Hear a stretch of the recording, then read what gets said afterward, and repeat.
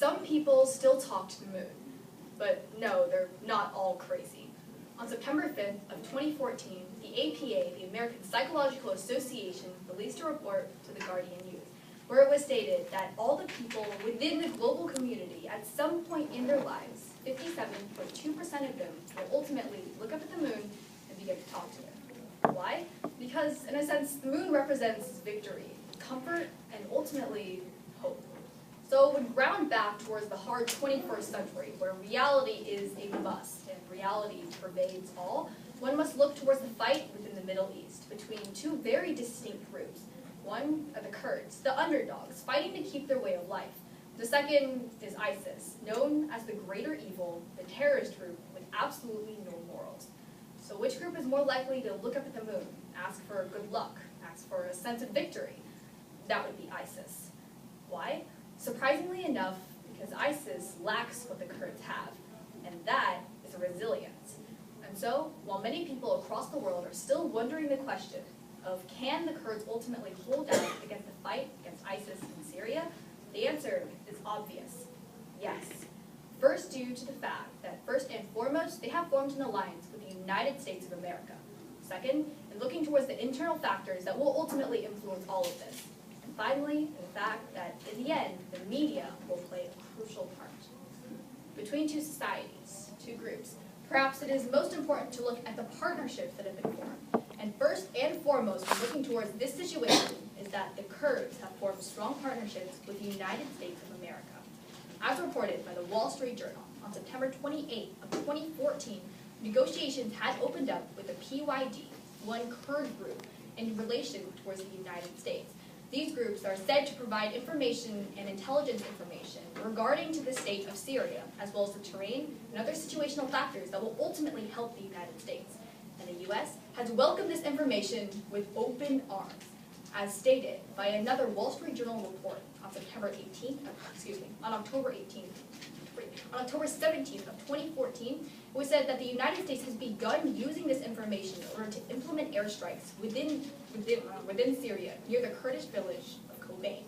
Furthermore, it was said that 39 airstrikes have been launched around this area in order to weed out those that are still fighting with ISIS, and to ultimately cut off the head of the Hydra. But as some skeptics say, despite the head being cut off, the body can still ride. So what exactly makes others want to vote for the underdog, the Kurds? In this scenario, the internal factors must also be considered to mark for the second primary reason towards why the Kurds will ultimately triumph. On September 18th of 2014, it was reported by Time magazine that the Kurds had little to no chance whatsoever. ISIS is known for its brutality, its mercilessness, its ruthlessness, and ultimately its superiority in weapons as well as technology. But the Kurds have one thing that ISIS cannot replicate in any sort of way: knowledge of the terrain. The implications and the impacts of this was fully examined by a Huffington Post article on October 17th of 2014, where it was clearly stated that the Kurdish forces know every inch of the streets, the houses, and the buildings that they seek to defend within their hometown of Kobane. This can ultimately tip the scale in the direction of the Kurds, which will lead to ISIS crumbling and falling away. But this was further also explained by the American Psychoanalytic Association within a report later published by the Guardian Youth on October 15th of 2014, focusing specifically on the psychological tendencies of the Kurd as well as the mindsets.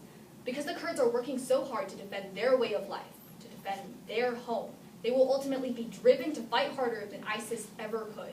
This alone leads to the fact that ISIS will finally fall, and the Kurds can very well hold their own against this terrorist group. And so, perhaps the Kurds have no need to look up at the moon after all and ask for any sort of good luck. Perhaps, at this point, they should be facing towards the sun. The media is known for crucifying, known for raising a person or dropping them down in a fall from grace in a matter of minutes. But in this case, the media has actually benefited the Kurd case in more ways than one can physically count. And so, therefore, the third and final reason towards why these Kurds will finally prevail is due to the fact of media influence. But why? That seemed to be the central question surrounding this. And CNN explained this on September 5th of 2014, saying that the more powerful a story gets within the headlines, the more likely the people are to react. Seyon Brown, the author of An Illusion of Control, also went on to explain this as recently as October 1st of 2014, where in his newly published book, he stated that, of course, media influence will play a large part, not only to the people, but because the leaders will finally feel pressure to act. And in this feeling pressured to act, they will ultimately make the decisions that will benefit the so-called right side. Those in the Western world now have no choice but to ally with the Kurds to show their solidarity against ISIS. And that, therefore, will be the final reason how the Kurds will ultimately prevail, because of leaders, and because media has acted as a solid catalyst. So while people across the world are still wondering the question of can the Kurds ultimately prevail against ISIS in Syria, the answer is blatantly obvious. Yes. First, due to the fact that they now have an alliance with the United States of America. Second, an ideology of their mindset, of the internal factors that come into play. And finally, when looking towards how the media has influenced all of this scenario, and how this will ultimately lead the Kurds to prevail. Within symbolism, within history, the moon has been used as a sign of comfort. But whenever ISIS looks up at the moon, perhaps they should ask the question of, can I have victory? Can I have good luck? But the moon, of course, will say nothing back.